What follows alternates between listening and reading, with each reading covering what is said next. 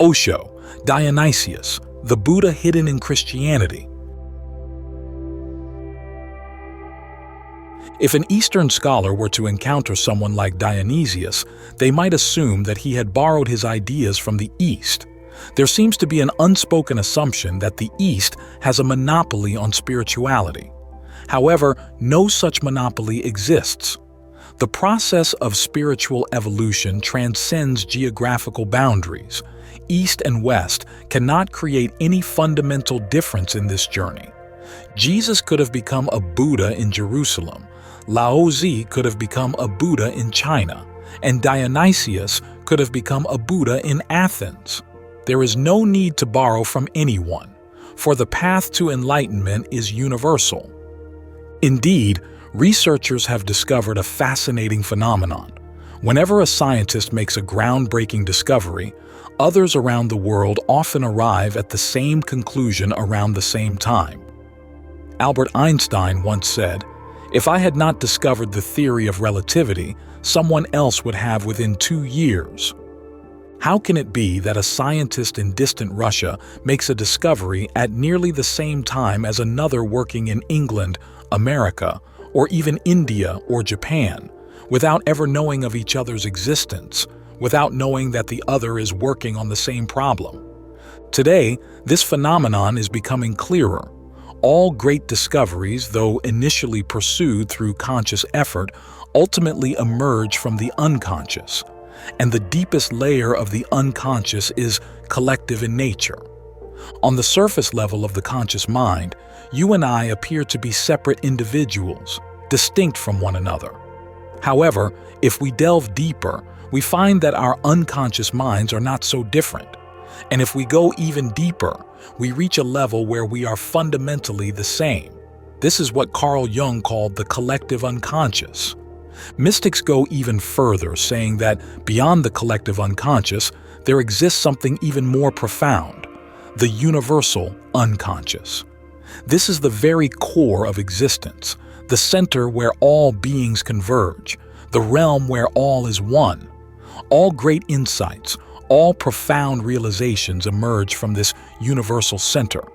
The only question is, who will turn their gaze in this direction? Whoever does so will be the first to receive the insight. But if one fails to look in that direction, they will miss the opportunity, and the insight will move on to another receptive mind. In a masterpiece of extraordinary beauty, Theologia Mystica of St. Dionysius, Alan Watts suggests that people often assume Dionysius must have traveled to the East, or that some Eastern mystic had traveled to Athens. During Dionysius's time, many Western travelers had indeed made their way to India. With the conquests of Alexander the Great, many walls had fallen and bridges had been built, not just physically but also intellectually and spiritually. This exchange was not one-sided. Eastern mystics, too, began moving toward the West. Even Jain monks ventured to Alexandria, Athens, and other distant lands. The ancient Greeks referred to these monks as gymnosophists, a term combining gymno, meaning Jain, and sophist, meaning seeker of truth. These gymnosophists, or Jain mystics, had penetrated deep into Athens.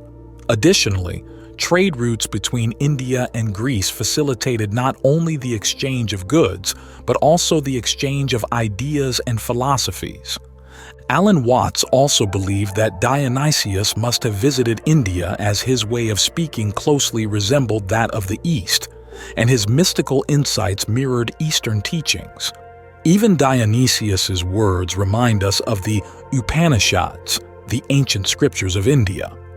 Watts thus concluded that Dionysius had either traveled to the East or had access to Eastern influences through other channels. However, I do not hold this perspective.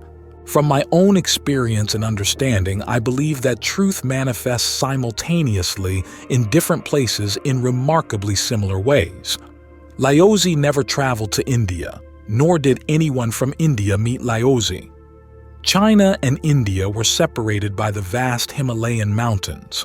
There was no direct trade or communication between the two civilizations. Yet, what Lao Tzu expressed bore striking similarities to the Upanishads and to the teachings of the Buddha. This has led many to speculate that there must have been an exchange of wisdom, with either the Buddha borrowing from Lao Tzu or Lao Tzu borrowing from the Buddha. But I tell you this, no one borrowed from anyone. They all drank from the same source.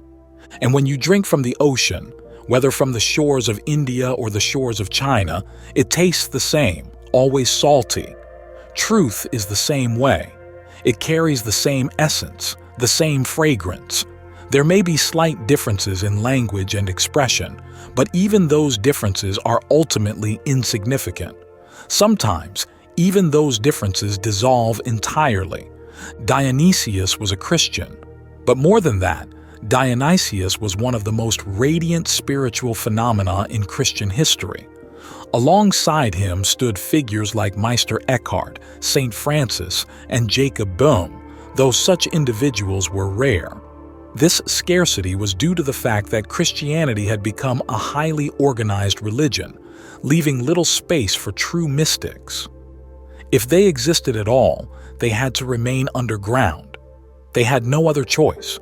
There were only two ways for mystics to avoid persecution. One was to operate in secrecy, retreating into remote deserts or mountain monasteries. The other was to remain within the fold of Christianity, outwardly appearing as an ordinary Christian while secretly engaging in mystical exploration. Dionysius chose the second path. You would be surprised to learn that Dionysius was the first bishop of Athens. To hold such a position while delving into mysticism as deeply as the Buddha, Lao Tzu, or Zarathustra, he must have possessed an extraordinary intellect. Becoming the bishop of Athens, while simultaneously reaching the highest peaks of spiritual realization, is no small feat. Only a person of immense intelligence could navigate such a paradox. Dionysius's works were not published during his lifetime. He must have ensured that they would only be revealed posthumously. Had his writings been released while he was alive, he would undoubtedly have faced exile, torture, or execution.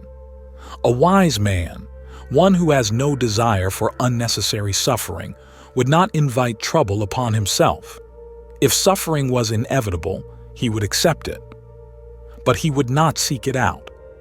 Dionysius was not one of those who longed for martyrdom. He did not seek self-destruction, nor was he violent toward himself.